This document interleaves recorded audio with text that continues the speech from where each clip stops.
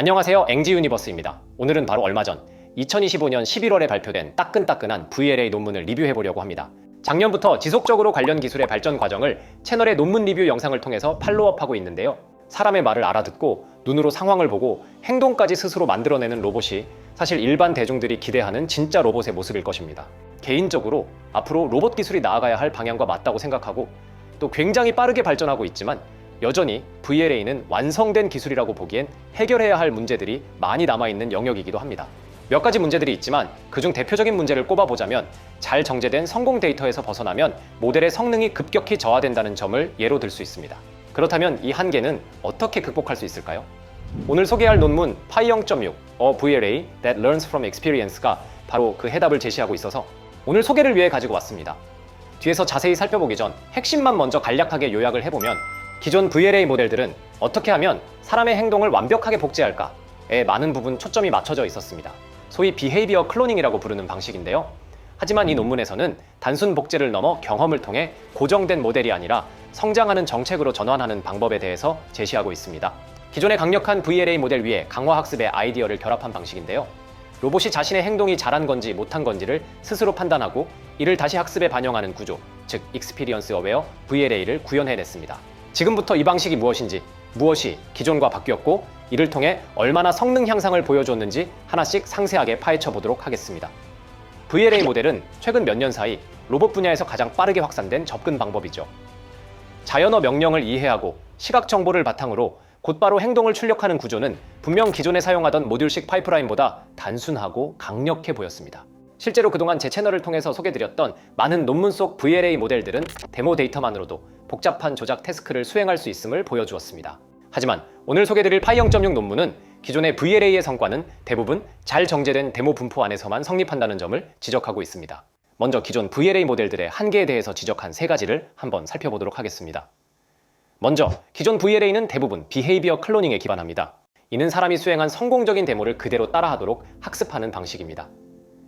이 접근은 초기 성능을 빠르게 끌어올리는데 아주 효과적인 방법이었습니다. 다만 정책이 훈련 데이터 분포에서 벗어나는 순간 그 성능이 급격하게 취약해진다는 근본적인 한계도 가지고 있습니다. 두 번째로 기존 VLA는 실패 경험을 거의 학습하지 않는다는 점입니다. BC 기반 학습에서는 실패가 곧 데이터 품질 저하로 취급되기 때문에 정책은 무엇을 하면 안 되는지를 배우지 못하고 오직 성공 궤적만을 모방합니다. 이 논문에서는 실제 로봇 운용에서 중요한 것은 단순히 성공 동작을 재현하는 것이 아니라 실패 이후에 어떻게 회복하고 다시 목표로 수렴하느냐라는 점을 강조합니다.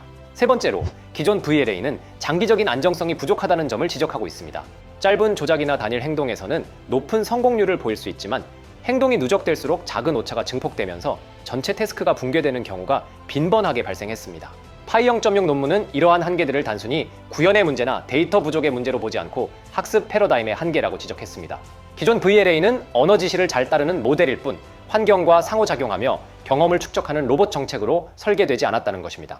결국 논문이 말하고자 하는 바를 정리하면 로봇의 행동 정책은 데모를 모방하는 것으로 충분하지 않다. 그렇기 때문에 모델은 경험을 통해 점진적으로 훈련되어야 한다는 점을 강조합니다. 그렇다면 이런 문제의식을 바탕으로 이 논문에서는 기존 VLA에 무엇을 추가했는지를 지금부터 한번 풀어보도록 하겠습니다. 앞서 기존 VLA들이 갖고 있던 가장 큰 한계는 한번 학습된 정책이 실제 로봇에서 실패를 겪어도 그 경험을 구조적으로 반영하지 못한다는 점이라고 했습니다. 이 논문이 이런 문제를 해결하기 위해 제안하는 핵심 개념은 VLA를 사전 훈련된 고정 모델이 아니라 실제 로봇 운용 과정에서 경험을 통해 스스로 개선되는 정책으로 만드는 것입니다. 논문 전체의 아이디어를 가장 압축적으로 보여주는 그림이 논문의 피규어 1에 나와 있는데요. 한번 살펴보겠습니다. 피규어 1은 파이 0.6이 어떻게 사전 학습된 VLA를 출발점으로 삼아서 실제 로봇에서의 자율 실행, 실패, 그리고 인간이 개입한 상황에 대한 데이터를 다시 학습 루프로 되돌려 보내는지를 한눈에 보여주는데요. 이를 상세하게 파헤쳐 보겠습니다. 그림을 왼쪽에서 오른쪽으로 따라가면 먼저 이 시스템이 어떤 데이터들을 출발점으로 삼는지부터 확인할 수 있습니다. 왼쪽 위에 다이버스 로보틱스 데이터는 말 그대로 다양한 로봇 플랫폼과 다양한 작업에서 쌓인 로봇 데이터들이고 그 아래 서브 태스크 커맨드는 작업을 잘게 쪼갠 중간 단계의 지시문들, 그리고 왼쪽 아래 멀티모달 웹 데이터는 웹 기반의 멀티모달 데이터까지 포함해 로봇 시연 데이터를 포함해 넓은 범위의 학습 재료를 섞어 쓴다는 것을 알 수 있습니다. 논문 초반에서도 리캡이, 데모, 온폴리시 경험, 그리고 실행 중 인간의 개입까지 서로 다른 성격의 데이터를 함께 자기 개선 루프에 넣는다고 언급하고 있기도 합니다. 이제 그림의 가운데 상단의 큰 박스, 즉 파이 0.6 비전 랭귀지 액션 모델을 살펴볼 차례입니다. 이 박스 안을 보면 하이 레벨과 로우 레벨이 나뉘어 있고 오른쪽에는 액션 엑스퍼트가 따로 붙어 있습니다. 이 구분은 모델 안에서 상대적으로 고수준의 판단 계획 성격과 팔관절 그리퍼 같은 저수준의 연속 제어가 나뉘어 있다는 것. 그래서 행동을 만들어내는 쪽에 전문화된 모듈이 별도로 존재한다는 점을 강조했다고 생각하시면 됩니다. 그리고 가운데에 랭귀지와 어드밴티지라는 입력 토큰이 보이는데 여기서 어드밴티지가 바로 리캡의 핵심입니다. 즉 이 모델은 그 전에 VLA 모델들처럼 관측과 언어 지시만 보고 행동을 생성해내지 않고 지금 학습 또는 추론에서 요구되는 최적의 방향을 나타내는 어드밴티지 기반 신호를 함께 조건으로 받아서 행동을 만들도록 설계되어 있습니다. 논문에서도 리캡을 어드밴티지 컨디셔닝을 통해 VLA를 RL로 학습시키는 방법이라고 정의하고 있습니다.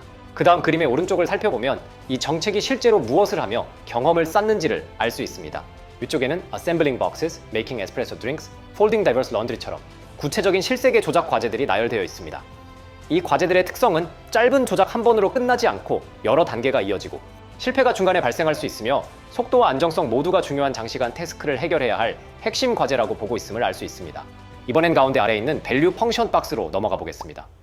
리캡은 정책을 바로 폴리시 그라디엔트로 반영하지 않고 먼저 밸류 펑션, 즉 이 상태에서 이 행동을 하면 결과가 얼마나 좋아질지를 평가하는 평가자를 먼저 학습시키고 그 평가자로부터 어드밴티지를 추정한 뒤 그 어드밴티지 정보를 정책의 입력으로 넣어 정책을 업데이트하는 구조입니다. 그림에서 밸류 펑션은 VLM과 밸류 헤드로 구성되어 있고 언어 입력이 함께 들어가도록 그려져 있는데 이건 어떤 과제를 수행 중인지까지 반영해서 좋음과 나쁨을 판단하는 의미로 읽으면 됩니다. 그리고 그 결과가 이 V값과 실제 보상 R값을 계산해서 어드밴티지를 산출하여 위쪽 정책 쪽으로 다시 들어가는데요. 즉 아래의 밸류 펑션이 평가와 기준을 잡고 위에 VLA가 그 기준을 조건으로 삼아서 행동 분포를 바꾸는 엔진이라고 생각하시면 됩니다.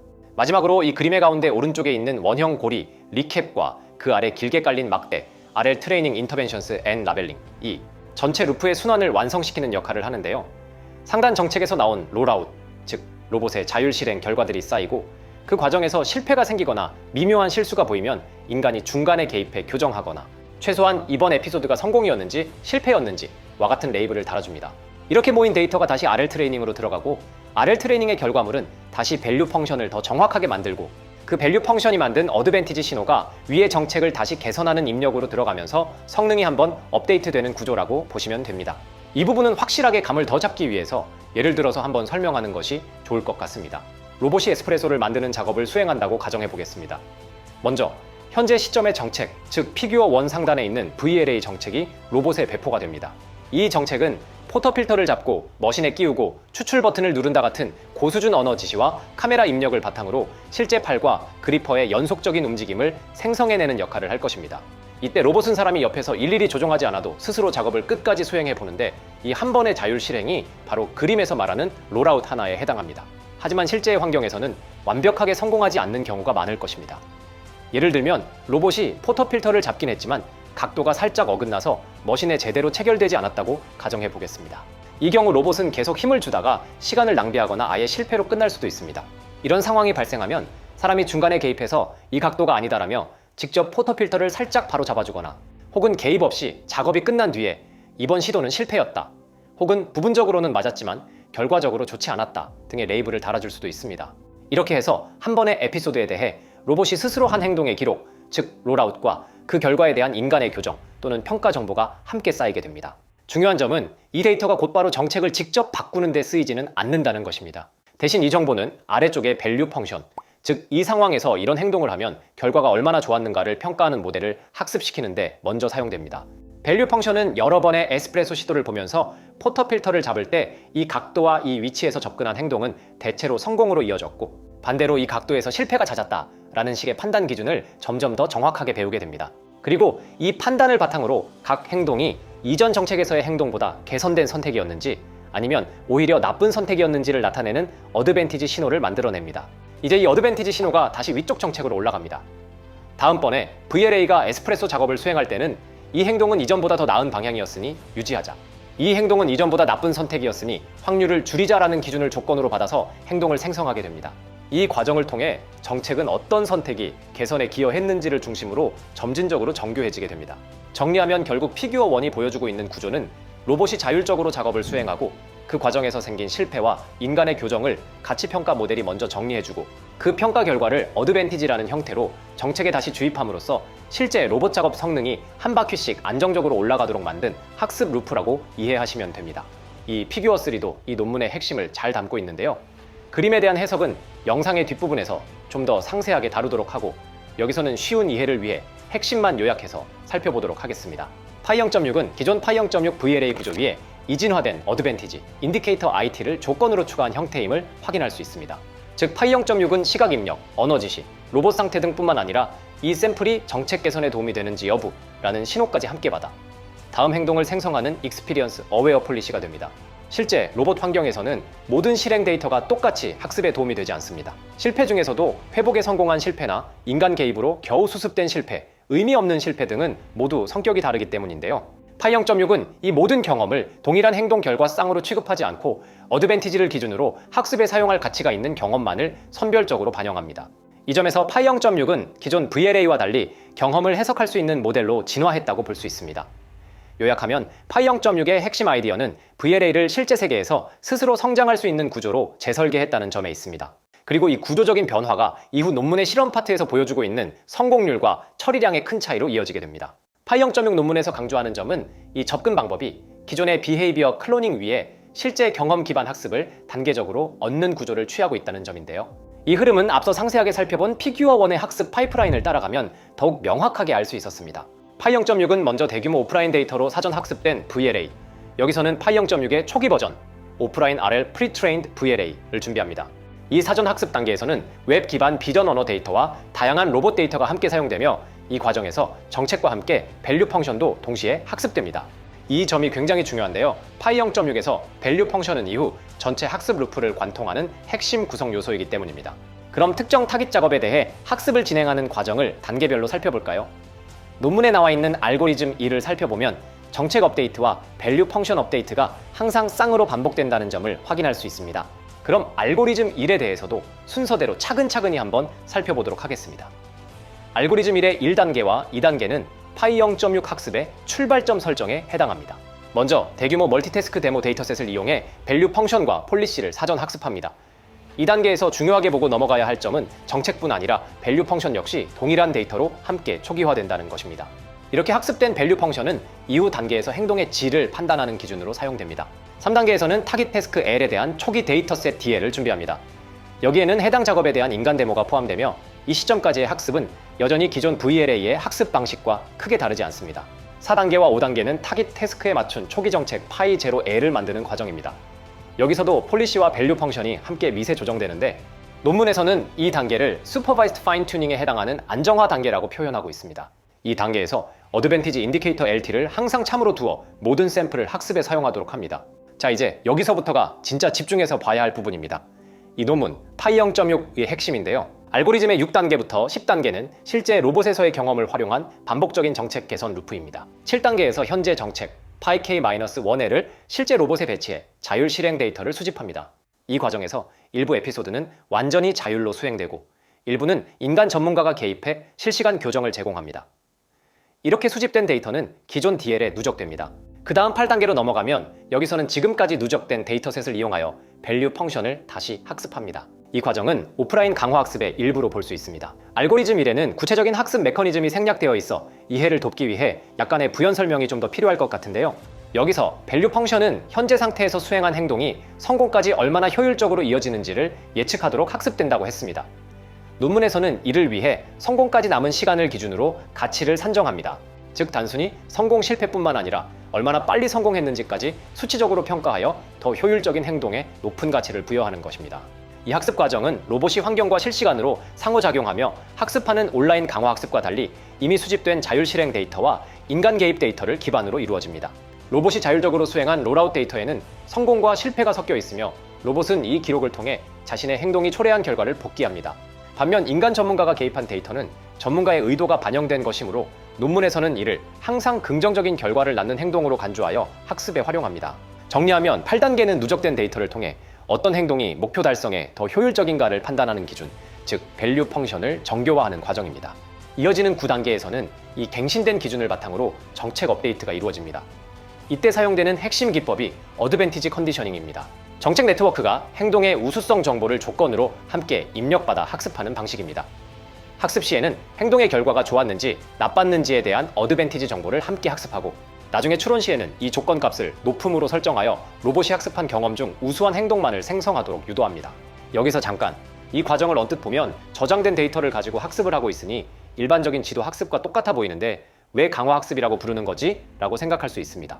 이 부분에 대해서도 잠시 설명을 하고 넘어가는 것이 좋을 것 같습니다. 지도 학습은 기본적으로 이 입력에는 이 출력이 맞다라는 고정된 정답을 따라가도록 설계됩니다. 그래서 데이터셋에 미묘한 실수나 덜 좋은 행동이 섞여 있으면 모델도 그 패턴을 그대로 학습할 가능성이 있습니다. 반면 이 논문에서 사용하는 오프라인 강화 학습은 데이터를 그대로 따라하는 것이 아니라 데이터를 평가하고 비판하는 역할을 합니다. 8단계에서 학습된 밸류 펑션은 마치 선생님처럼 각 실행 데이터를 보면서 이 행동 선택이 실제로 좋은 결과로 이어졌는가를 기준으로 점수를 매깁니다. 그리고 9단계에서는 이 점수, 즉 어드밴티지 정보를 조건으로 삼아 정책을 업데이트합니다. 점수가 높은 행동은 더 자주 선택되도록 확률이 올라가고, 점수가 낮은 행동은 자연스럽게 선택될 가능성이 줄어듭니다.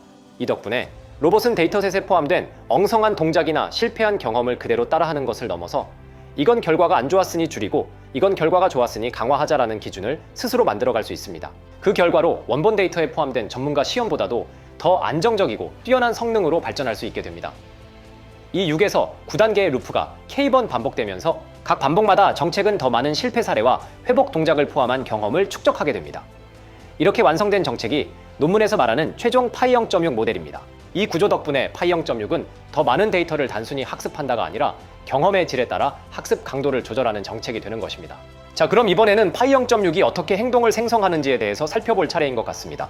파이 0.6이 기존 VLA들과 명확히 구분되는 또 하나의 지점이 있는데, 이는 정책이 출력하는 액션의 표현 방식과 이를 생성하는 아키텍처 설계에 있습니다. 이 논문에서는 경험을 학습한다는 개념을 단순히 로스를 설계하는 것이나 데이터 선택의 문제만으로 다루지 않고 정책 구조 자체가 경험을 받아들일 수 있도록 설계되어야 한다는 것을 앞에서부터 지속적으로 이야기했는데요. 앞서 간단하게 핵심만 살펴봤던 피규어3를 이번에는 좀 더 상세하게 뜯어서 다시 한번 살펴볼 차례입니다. 피규어3를 보면 파이 0.6은 기존 파이 0.6 VLA의 기본 구조를 유지하면서 입력 조건으로 어드밴티지 인디케이터 LT를 추가한 형태임을 확인할 수 있습니다. 먼저 피규어3의 상단을 보겠습니다. 여기에 위치한 것이 바로 파이 0.6 VLA, 즉 정책 네트워크입니다. 논문에 따르면 파이 0.6 VLA는 사전 학습된 VLM 100본인 시그립 400M과 젠마 4B를 기반으로 구성되어 있습니다. 이 100본은 웹 데이터와 로봇 데이터를 함께 사용해 다양한 시각 언어 표현을 이미 학습한 상태입니다. 파이 0.6 VLA가 입력으로 보는 정보는 크게 4가지인데요. 시각 입력 이미지, 언어 기반 서브 태스크나 명령, 각종 메타데이터, 그리고 피규어3에서 특히 강조되는 것은 바이너라이즈드 어드밴티지 시그널입니다. 이 어드밴티지 신호는 피규어3의 하단을 보면 정책과 완전하게 분리된 밸류 펑션 네트워크가 별도로 존재하는 것을 확인할 수 있는데요. 이 밸류 펑션은 시그립 400M과 더 작은 젠마 270M을 100번으로 사용하며 입력으로는 이미지, 프롬프트, 메타데이터를 받아 각 상태의 밸류 VO를 예측합니다. 이 밸류 펑션으로 본 논문에서는 다음과 같은 어드밴티지를 계산합니다. 즉, 풀어서 설명하면 로봇이 어떤 순간에 내린 행동 선택이 결과적으로 얼마나 좋은 선택이었는지를 판단하기 위해 사용하는 기준을 수식으로 표현한 것입니다. 조금만 더 살펴볼까요? 먼저 현재 시점의 관측 OT에 대한 가치함수 VOT는 말 그대로 이 상태에서 평균적으로 기대할 수 있는 결과가 어느 정도인가를 나타내는 기준선입니다. 다시 말해 로봇이 향후 평범하게 선택을 하면 대략 이 정도 성과가 나올 거라는 기준선이라고 볼 수 있습니다. 그 다음으로 RTN은 로봇이 행동을 선택한 직후부터 N스텝 동안 실제로 받은 보상의 합입니다. 이 논문에서는 시간을 끌수록 감점을 받기 때문에 이 값이 크다는 건 그만큼 빠르게 목표에 다가갔다는 것을 의미합니다. 여기에 더해 VOT 플러스 N은 해당 행동을 수행한 뒤 시간이 조금 지난 후 도달한 상태를 기준으로 그 상태가 얼마나 좋은지 다시 평가한 값입니다. 이는 단순히 최종 결과만 보는 것이 아니라 이 행동으로 인해 상태가 좋아졌는지 아니면 오히려 더 나빠졌는지를 함께 고려하기 위한 장치입니다. 이 세 가지를 합쳐서 어드밴티지를 계산하면 결국 이 상태에서 평균적으로 기대되던 결과와 비교했을 때 내가 방금 선택한 행동은 실제로 더 나은 방향으로 상황을 끌고 갔는가 아니면 그렇지 않았는가, 만약 이 값이 양수라면 이 행동은 기준선보다 더 좋은 선택이었다는 뜻이고 음수라면 오히려 나쁜 선택이었다는 의미가 됩니다. 여기서 리캡 알고리즘의 핵심적인 특징이 등장합니다. 이렇게 계산된 수치적인 어드밴티지 값을 그대로 정책에 입력하는 것이 아닙니다. 피규어3 중앙에 표시된 바이너라이제이션 블록을 보면 이 어드밴티지는 임계값 엡실론을 기준으로 AOA가 엡실론보다 큰가라는 이진 조건으로 변환됩니다. 이 이진화된 결과만이 파이 0.6 VLA의 입력 조건으로 전달되는 것입니다. 다시 피규어 3의 상단으로 돌아가 보면 이 바이너라이즈드 어드밴티지 시그널은 언어, 시각, 메타데이터와 함께 파이 0.6 VLA의 조건 입력으로 결합됩니다. 즉, 정책은 현재 관측과 명령뿐 아니라 해당 행동 샘플이 학습에 유의미한 경험인지 여부를 조건으로 삼아 행동을 생성하게 됩니다. 이제 드디어 정책의 출력부입니다. 피규어 3에서 파이 0.6 VLA에서 VLM 백본은 디스크리타이즈 액션, 즉 토큰을 출력하고 액션 익스퍼트는 VLM의 임베딩을 참조하여 컨티뉴어스 액션, 즉 실수값을 출력합니다. 논문에 따르면 이 액션 익스퍼트는 플로우 매칭 기반의 생성 모델로 구현되어 있으며 무작위 노이즈를 입력으로 받아 그 노이즈를 점진적으로 변형해 가면서 하나의 행동 시퀀스를 생성하는 구조를 가지고 있습니다. 여기서 말하는 플로우 매칭은 이전 리뷰 논문들에서도 설명했지만 중요한 개념이니 다시 한번 짚고 넘어가는 것이 좋을 것 같습니다. 플로우 매칭은 간단히 말하면 정답 행동을 바로 예측하는 모델이 아니라 노이즈 상태에서 시작해서 점점 더 그럴듯한 행동 분포로 이동하는 흐름을 학습하는 방식입니다. 즉, 이 모델은 이 상태에서 바로 이 행동을 해라라고 결정하지 않고 여러 가능한 행동들의 분포를 생성할 수 있는 생성 모델로 동작합니다. 이 덕분에 로봇은 같은 상황에서도 항상 똑같은 행동을 반복하지 않고 물리적 오차나 환경 변화에 따라서 여러 후보 행동 중 하나를 자연스럽게 샘플링할 수 있게 되는 것입니다.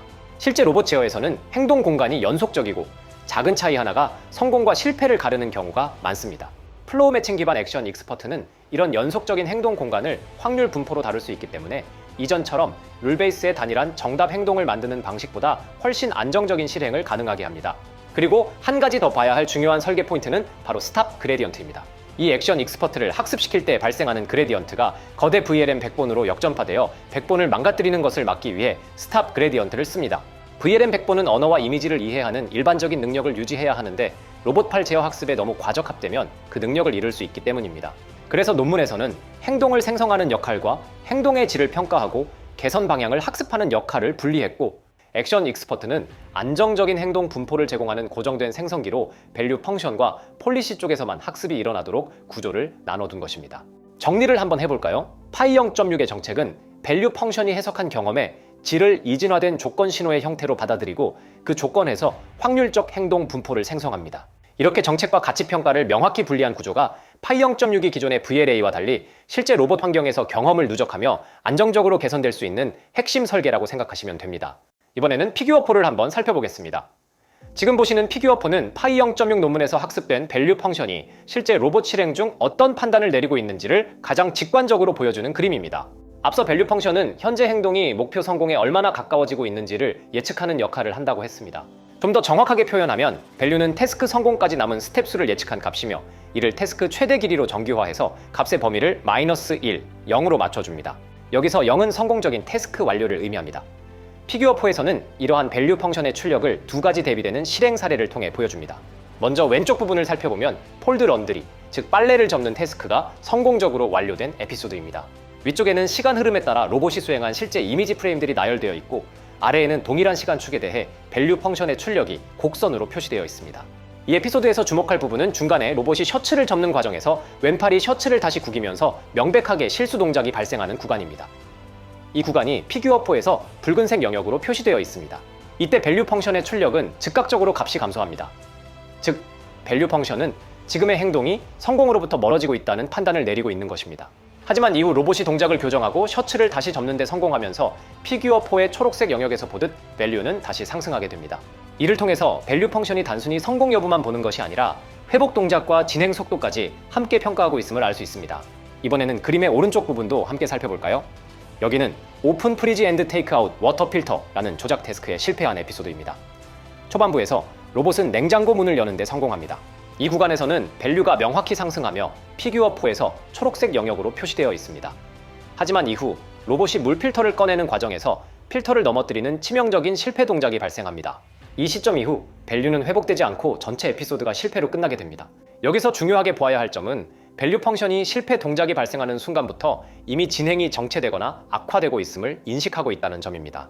이를 통해서 밸류 펑션은 실행 도중에 발생하는 미세한 실수, 회복, 진행 속도 변화까지 연속적으로 해석하는 함수라는 것을 알 수 있습니다. 그리고 바로 이 점이 앞에서 설명한 피규어3와 알고리즘 1에서의 설계와 직접적으로 연결됩니다. 자, 이제 마지막으로 파이 0.6이 무엇을 어떻게, 얼마나 개선했는지 간단하게나마 살펴보고 넘어가도록 하겠습니다.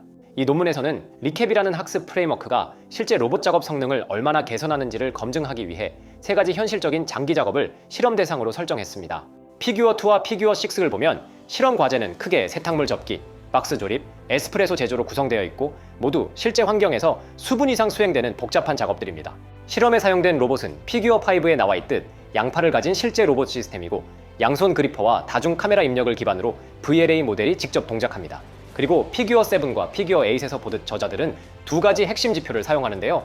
하나는 성공률로 작업을 끝까지 정확히 수행했는지를 사람 평가자가 판단하고, 두 번째는 처리량인데 이는 시간당 성공적으로 완료한 작업 수를 의미합니다. 이제 결과를 한번 요약해서 살펴볼까요? 피규어7을 보면 리캡을 적용한 최종 모델 파이 0.6은 모든 작업에서 처리량이 크게 증가하는 것을 확인할 수 있습니다. 특히 다양한 세탁물 접기와 에스프레소 제조 작업에는 처리량이 거의 2배 이상 증가하는 것을 볼 수 있습니다. 피규어8의 성공률 결과를 보면 빨라진 것뿐만 아니라 실패율 자체가 약 절반 수준으로 감소했음을 확인할 수 있습니다. 어려운 작업일수록 이 효과는 더 두드러지며 박스 조립처럼 여러 단계로 이루어진 작업에서도 각 단계별 성공률이 고르게 향상됩니다.